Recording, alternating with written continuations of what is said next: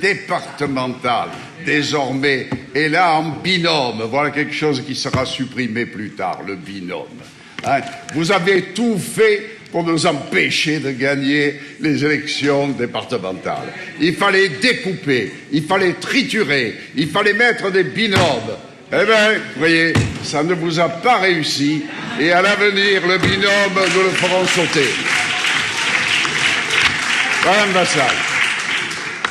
J'irai même plus loin, monsieur le maire. Ce sont des binômes paritaires. En plus. Donc, en plus. Donc...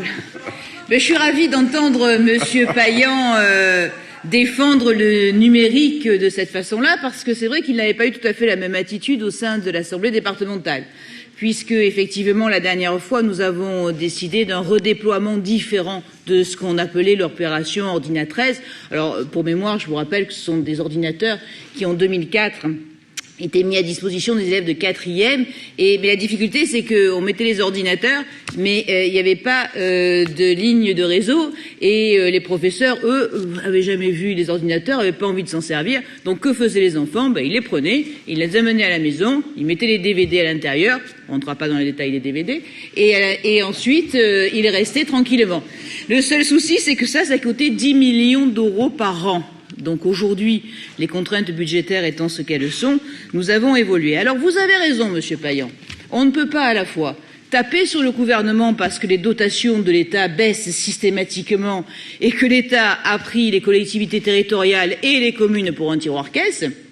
Et de l'autre côté, quand l'État fait des opérations comme il l'amène aujourd'hui avec les élèves de 5e, où il fournit une dotation de 380 € par ordinateur, par tablette, avec contenu pédagogique. Alors nous avons pris la balle au bond, nous avons relevé le défi et nous avons dit à l'État, banco, on y va, mettons les tablettes pour les élèves de 5e.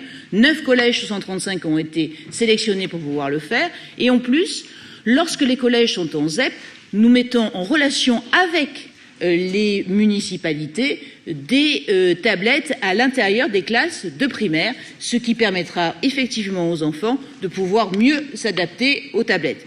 Maintenant, nous attendons avec le recteur, que nous avons fait la rentrée scolaire, qu'il mette à l'intérieur les contenus pédagogiques. Monsieur Beignet est un recteur extrêmement dynamique. Il a pris l'engagement de le faire assez rapidement. Donc vous verrez bientôt, nous nous adaptons. Je crois que le principe, je me permets de défendre mon collègue monsieur Sperling qui n'est pas là aujourd'hui pour des raisons personnelles.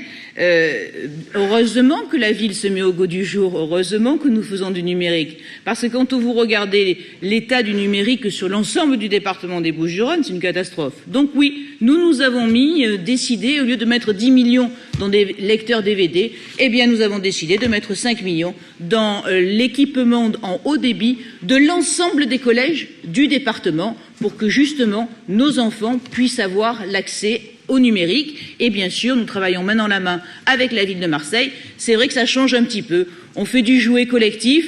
C'est un peu nouveau. Écoutez, j'espère que ça continuera. Et surtout, j'espère que ça continuera prochainement au mois de décembre, à partir du mois de janvier. Merci.